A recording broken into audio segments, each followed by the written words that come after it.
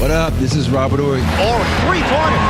Buries it! You might know me as Big Shot Bob. To Ory for three. Oh, unbelievable. This guy is off the charts. What's going on, Big Shot Bob? Robert Ory from downtown.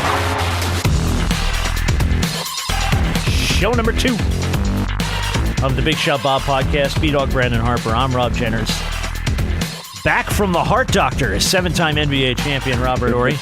Let's check in with Rob's doctor. He's back. Oh no, that's not. No, that's not. That didn't seem. That didn't seem good. Damn. Hey, he did tell me to lose 15 pounds. You know what? It's every time I go to my freaking cardiologist, she says the same thing. And I'm not like overweight by any stretch, but she'll always tell me. She's like, "Hey, you're doing great. Your numbers are good. Everything looks good. Lose 10 pounds."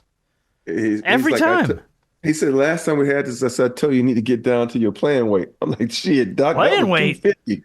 I'm like, I ain't getting down no damn 250. That's too much hard work to get there. He said, you'll live longer. I said, in that case, I'm on it. I'm on it. I'm on it. Note to self, less cookies in bed. Hey, like the other day, we had some desserts in the house. I'm like, damn. I sure want to eat those peanut butter cookies over there. Oh yes, so no, here's we're in Girl Scout season 2. I was gonna say we're in the troublesome time. Where every time I go to the grocery store, there are a pack of Girl Scouts out there just like hunting my fat ass like a predator. Just like we're gonna get him. Where is he? Oh, there he is. Hey, you know I can't not buy like 2 or 3 boxes of Thin Mints and some Do-si-Dos. The only thing that have saved us is it's been raining here. So when you go to the grocery store, they're not out there. Oh, no. So that's been helping us. They're all over out here. It don't matter. Rain, snow. They're like the mailmen in Atlanta, man. They're like, we show up. We're going to sell these cookies. We got rock to sling. My favorite ones are the s'mores, though. The s'mores. They're okay. I have problems with Thin Mints. I have to eat a sleeve of Thin Mints. Like when you start, you can't put them in just. The refrigerator? Yes, you have to put them in the fridge. For starters, you got to put them in the fridge too. I can't stop. I have no willpower to not eat at least half a sleeve of Thin Mints. It's dangerous. What about you, B? You like Girl Scout cookies? Yeah. I'm trying to see, do I have a favorite? Do-si-Dos are pretty freaking good, man. But the graham crackers with the peanut butter. Oh. I have one that I really like. I just can't remember the name of it because I don't get them often. So, but I know it when I see them. I'm like, oh yeah, them the ones. I just can't remember. I just can't remember the name of them. I'm sure the Girl Scouts love you. Walk up to the table. Them the ones. Them the ones right there. Little white girl's like, okay. Apparently, them's the ones. Is it the peanut butter patties or the peanut butter sandwich? Which one is it? It don't have peanut butter in it. Oh, it doesn't? Okay. Nah. I know that for a fact. It don't have no Is it peanut a shortbread? Yeah, the shortbreads are good. Shortbread. Shortbreads are good. Shortbreads are good.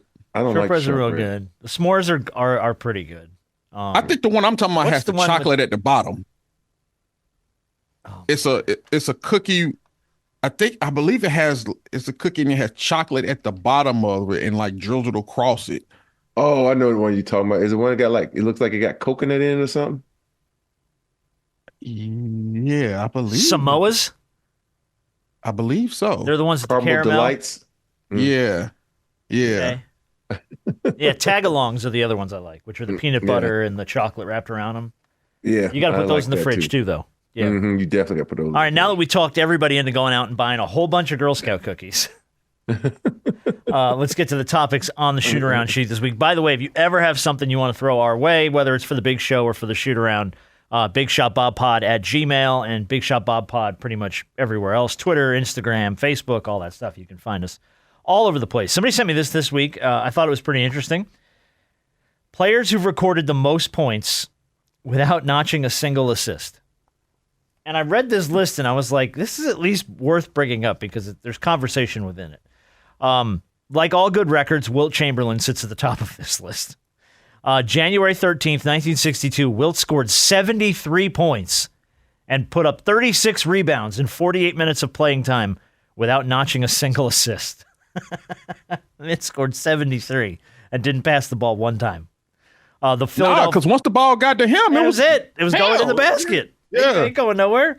That was, by the way, the Philadelphia Warriors beating the Chicago Packers 169 to 147 in that game. Talk about no defense. Number 2 on that list is Joe Fulks, who apparently gave 0 Fulks when he scored 63 points for the Warriors, again, Philadelphia. And they beat the Jets in 9. This was in 1948. Then we get to the more currents.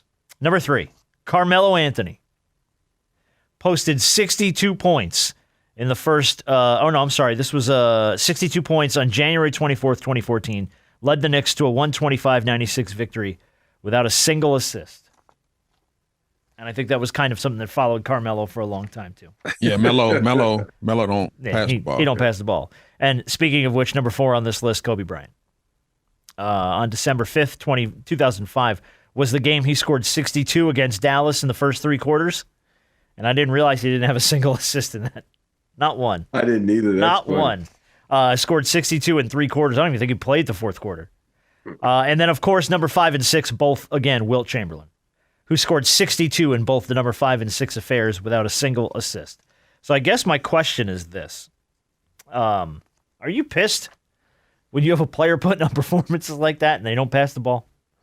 No, because you're trying to get it to them. When guys are that hot, you just want to give them the rock. You don't care if they pass or not. Just keep shooting it because teammates are selfless like that. They give the ball to other guys. You usually are going to be successful in this game. But I went back. It was weird because I went back and looked at my sophomore year at Alabama. Okay. I think I had like 10 assists on the whole year. It was something stupid. I said, this stat can't be right, man. Oh, no. Like, apparently I didn't pass the ball my sophomore year in college. I was just putting that bitch up. But it's bad, man. You think you played 32 games in college? I think I had like maybe 10 or 20 assists or something awful, man. No. But yeah, I'm not mad at anybody when you that hot. Now, if you had like 25 points, and no assists, all you're doing is throwing it up. You're like 32 shots. Oh, then I'm pissed. But nah. Okay. Fishing is okay with me. Did you ever have that run-in with Kobe in the day? Because there was always, Shaq would bring it up, and other guys I've heard bring it up, which was like every now and then you had to have you need to pass the ball intervention speech with Kobe. No, I've said that to everybody. So no, I didn't have one where like, Kobe, stop shooting the damn ball. We had that thing that so many players talk about that wasn't involved, where we used to sit around and do this, and that means don't throw him the ball. But no, we never had any issues, man. If you think about it, Kobe was always looking for me for the last shot. So shit, we were good. That's true. That's true. It was always gunning for you. Yeah, we were good. Mm-hmm. I'm wondering do you remember who threw you the ball on some of those big shots? Who those passes came from? I didn't even think about that. A tip out. Most of them were Kobe. The tip out was Kobe. I remember one was that. Kobe. Yeah. The one I missed in San Antonio was Kobe. It was always Kobe looking for me. Wow. He was, in San Antonio was Manu. But it's just, I tell people all the time, Kobe, if he knew the work that you put in, he know that you appreciate a game, he appreciated you. He says, you're going to miss shots, but he has to believe in you. He has to, understand that you putting in the work. Not one of these guys who come to practice at 10 o'clock, you get there at 9:30, 9:50, and then you practice over at 11 o'clock, you out the door by 11:15. No, he wants to see the guys who put in the body to work, who's in there practicing on their shot. So okay. I think he trusted me. What teammate did you have that was the biggest ball hog? Do you remember? Did you ever have somebody that were like, man, this doesn't pass the ball, even good or bad? Don't pass the ball for nothing. No, I never had one because. And I've been on a lot of winning teams, and winning teams, they share the ball. I guess that's true, yeah. I've never, I know the biggest ball haul I ever played with was probably Spiro in college, and that was it, Okay. Because I had to cuss him and James Robinson out a couple times to pass me the damn ball. I said, this ain't y'all team, motherfucker. This is my team. Oh, no. Pass the fucking ball. Ego involved in that, too. Hell yeah. Well, ego there. You carry this team or am I? Oh, shit. Someone pass Rob the Rock. Mm-hmm. All right, question from Lucas.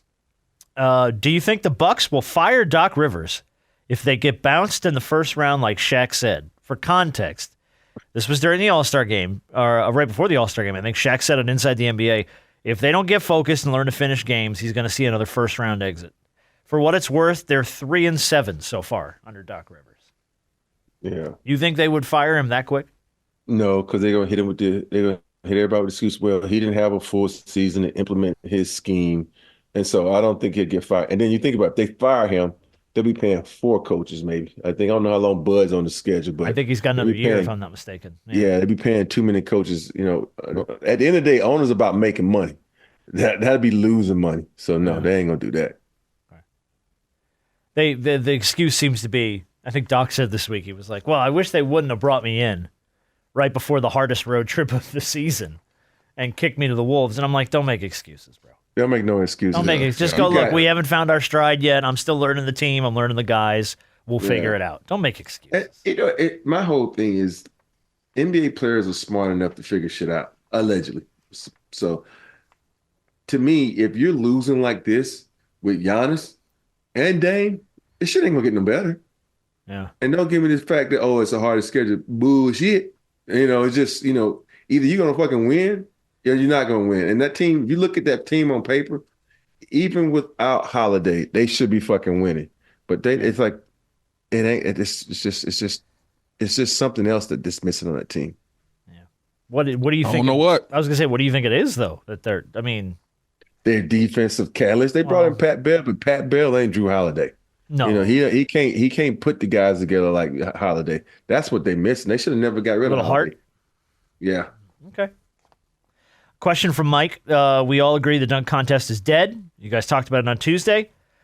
Who was the best dunker Rob ever played against, and did you ever get postered? It's a good question. I forgot. Everybody gonna get posted. At some point, right? My first poster was Sean Kemp. And shit, and I made a list of long lines. I think Mario Elie talked about that. It was I think he got postered one night by Kemp, and Kemp grabbed the popcorn out of the front row as he was running back down the court. So you got postered by Sean? Yeah, it's one of those ones where you back on defense. I got back like you're supposed to. You stop the ball, and all of a sudden you look to the left, and you're like, oh shit. It's just Rain Man coming down the middle. Hey, you try to bail out as quick as you possibly. So what do you do? Like, you see him coming at you. What do you try to stand your ground knowing you're going to get? Well, you try to take a charge, and that way it don't look as bad. But you can't take the charge standing up. You have to fall down. Right. It makes it look that way. You're like, oh, it was a charge, man. But it was a straight dunk on. I just got caught in a bad situation. Oh. Yeah. Who was the best dunker you ever played with? Played with? Yeah. Kobe and Clyde. Those. I would say Clyde sticks out, obviously. Yeah. Clyde kind of Kobe, famous. They both participated in the slam dunk contest. That's true. And Kobe won. Yeah. And so, I think Kobe and Clyde were the two best. But of course, I competed against Jordan, competed against Vince, I competed against Dominique. So there was a lot of guys. Dunkers. Yeah. But I mean, that was literally like the golden age of the dunk. You know what I mean? It was like Dr. J really started to glamorize it, and then it just became like the game. Guys like Meek and Jordan and Clyde, and like it became like a specialty thing that they love to do. You know who was a really good dunker that I played with for like one season? J.R. Ryder. Oh, he won the dunk contest, didn't he? Yeah. He won the dunk contest that 1 year. Isn't he the first one to go under the legs or something and come around? He had some moment in the dunk contest that was like nobody had ever seen it before. Yeah. I'm trying to remember what it was, but it might have been like behind the back or something. He pulled some shit out of his bag and was like, "Oh my god!" The creativity kind of started getting better and better each and every year. Yeah. Was Barkley right about Kevin Durant? Somebody sent me this audio. I'm gonna play it for you. This was also from the All-Star game, and we missed this on Tuesday. This is Barkley thinks that KD is a follower and not a leader. Here's the audio from the All-Star game. They wanted to be KD, but he's not doing it. To me, it's got to be Booker. He's got to be your mental leader and your vocal leader to a certain degree. No disrespect to Kevin. Kevin's a follower. He's not a leader. He's proven that on all his stops. Booker's a hell of a player also. I think he's going to have to take the initiative and take this Sun team to the next level because, man, Kevin's a hell of a player. I ain't never going to say anything bad about him, but I'm saying the same thing with Boston. One of you guys has to step forward. He has to step forward. And for me, for Phoenix to be successful, it has to be Booker. I was Chuck during the All-Star game. Well, him and Him and KD one day gonna have a sit down. Oh my goodness. At some point, because it's not gonna be pretty. It is not gonna be pretty. Boxing match. Yeah, it might end up that way. You know, it's always. Does he have a point though about Durant? I look back at the championship teams I was on. You know, our best player in Houston, Dream, didn't say much. You know, our vocal leader was Vernon. Everybody kind of policed themselves. Then I get to LA. You know, we didn't have a vocal leader then. You know, Shaq wasn't the vocal leader. Kobe wasn't. You know, B. Shaw said something. I said something. Fish, you know, it was a team effort. And I laugh at guys. Like even Charles says, you got to have a vocal leader. You really don't have to have a vocal leader. If you got a team that's disciplined enough and understands and know the rules of the game with a hell of a coach. Now, this is what you got to ask that. You got to have a hell of a coach that can lead the bunch. You don't really have to have rah-rah guys. Rah-rah guys sometimes are guys, they start rah-rahing too much and the guys start looking at them like, shut the hell up, man. You talk too damn much. And I don't agree with Barkley. I think, you know, just because you let's look at the Warriors team. They look at Draymond as the vocal leader. And I guarantee you pull those guys and you go off the record with those guys. Half the time they say, man, I ain't listening to fucking Draymond. He just talked to me talking because that's who he is. And Steph, look at Steph, best player on that team. He's not a vocal leader. He leads by example. And I don't think you have to have a guy to be in the locker room talking in someone's ear all the time because he's the best player on the team.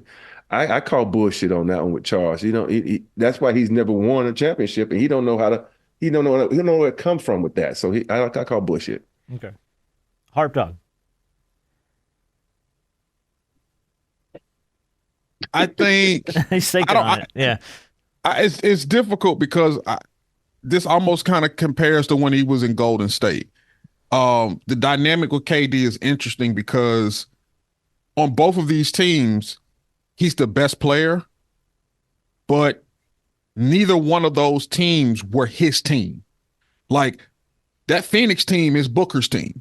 Mm-hmm. That Golden State team was obviously Steph's team. Yeah. It's an interesting dynamic with KD because as dynamic as a player as he is, and you know, look, you do what you got to do for your career. And, you know, you always want to see a guy like that win titles and compete for titles. It's a weird thing because he is a grade A talent, one of the best basketball players we've ever seen in this league. But he also is a guy that hears everything, responds to a lot, doesn't let a lot of things go. I don't know. Like you said, I gotta always have to be a rah-rah guy to go out there and be a leader. I don't know. I don't know what it is between him and Barkley. Well, you know, it's one of the things. You could say that with a lot of players in Barkley. Barkley gets on a lot of guys like that.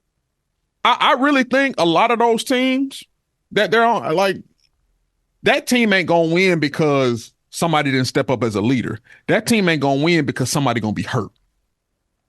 Somebody's going to win because they don't have a bench. They're not good enough. Right. You know, so.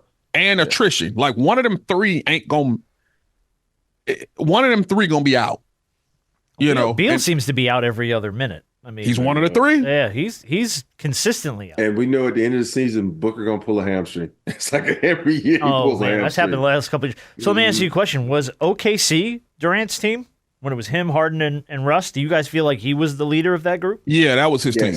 It was his team. Brooklyn was his team for a second. So so it was it's really the perception of him not being the guy in Phoenix and in Golden State is sort of what Chuck's talking to. Well, because what Chuck is saying, but you got to understand when you have a team where you already got megastars. I mean, that's we don't talk about it, but Booker's a megastar.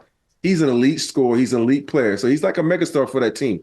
Now you're a megastar. You coming into the situation. Now, you can't take over. This is Booker's team. You can't take over Golden State.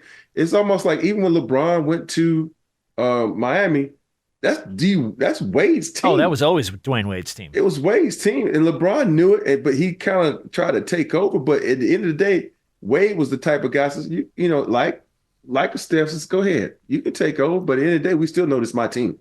You know. Yeah. So. Well, I mean, I feel like the only point he has here. I'm with you in the sense I don't agree on the Durant's not a leader shit because that's just like you said, it's rah-rah stuff. But I think the success and failure of the Phoenix Suns rests almost entirely on the shoulders of Devin Booker. Because like you said, it is his team. And if he chooses to elevate that team, everyone's going to elevate with him. Now Durant will have a big part in that and a big hand in that, but it's really going to rise and fall, I think, on Devin Booker. Yeah. And people are going to not so much lead, he's not going to lead as much as I would see the team rally to him if he's playing the way he's been playing and what do we know he's capable of doing.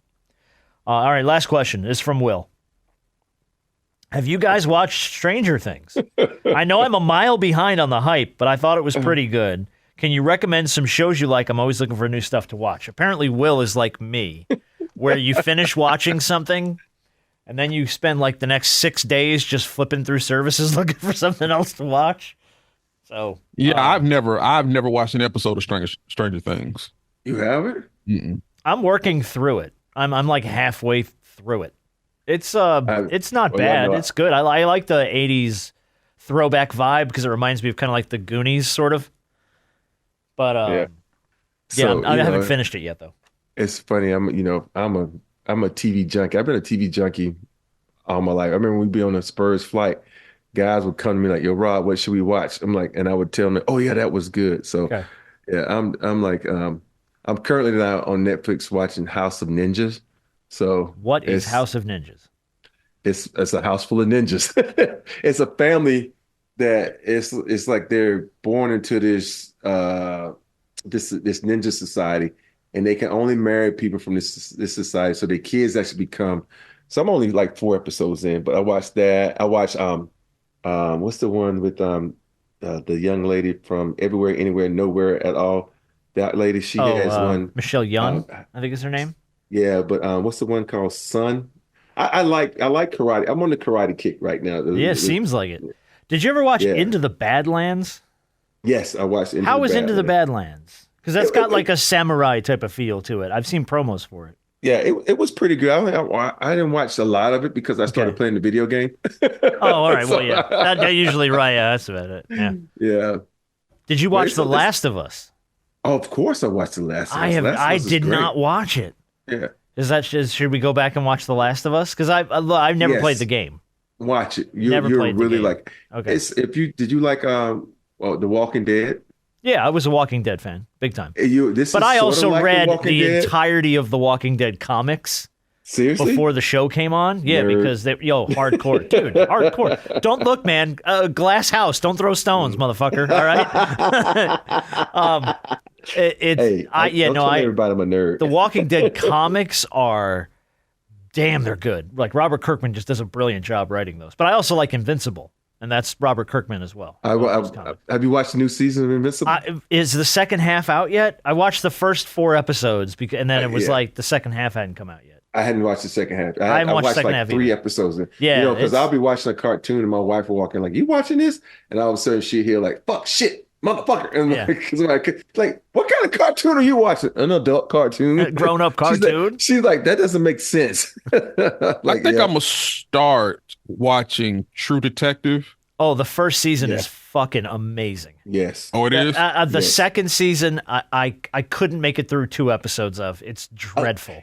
Everybody says that, but I like the second season. Oh, dude, it's so bad. Yeah. It's so confusing, and it's so different than the first. The first season of True Detective may be like one of the best single seasons of television I've ever watched. Yeah. Okay. It is freaking Woody Harrelson, Matthew McConaughey. It is amazing.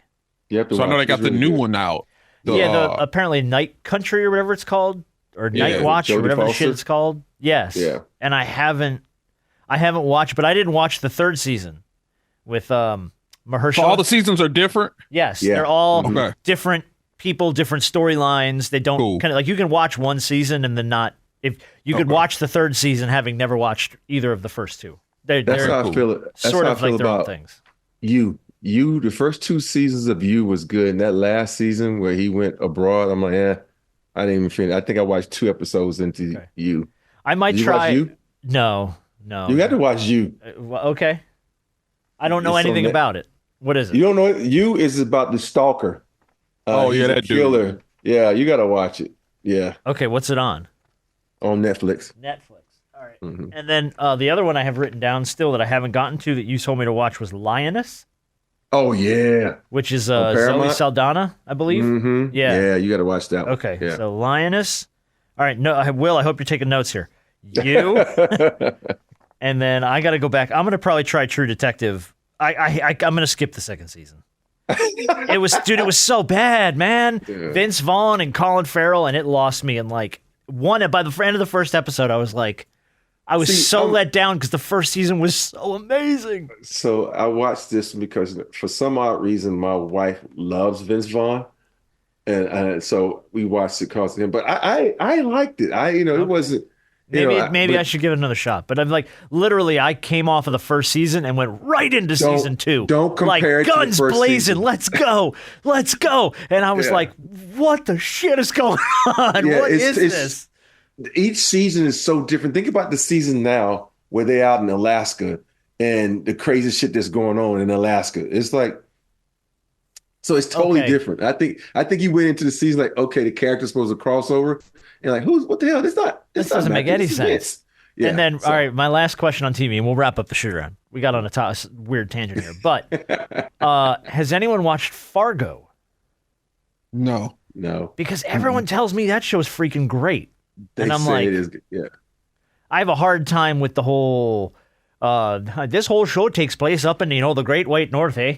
And it's a lot of that Yeah. stuff, and it's like that's Nah, I'm just good tough on for that. me to but everybody says it's freaking awesome. yeah. And I'm It's like, almost like that one. What's it? Penny? What's Penny? It's this other one. Peaky Blinders. Pinky Blinders. I Pinky did the Blinders. same thing. I watched one Yeah. episode of it, and it's so hard for me to follow because of the accents. Yes. It's And like I they're watched like Irish, 4 I think. Yeah, they're Irish. I watched like 4 episodes and I said, I can't do it. I can't do it. But yet people will go, it's one of the best shows ever. And I'm Yeah. like, no, Mhm. I think I got through the first episode, and I was like, I'm not really vibing on this. Yeah. Watch the first season of True Detective. It's really, really, really well done. I'm gonna Yeah, go good, back and good. try season 3. Have you started watching Echo yet? No, I haven't. You know what? I gotta go do that. I'm like on. I think we talked about this. I'm just so on MCU. Like my tank is low right now on Yeah. Marvel because And, so much I- of what I've seen from them lately. Like I watched the Marvels. Yeah. I don't know. I watched tomorrow. I was so I thought it was just disappointed. all right. I was disappointed in Why it. did we do a whole Bollywood singing scene in the middle? Like I was just like, oh, what are we doing? Yeah. And then they threw the teaser in at the end was dope Yeah. because it mhm. was like, oh, we're heading down to the X-Men.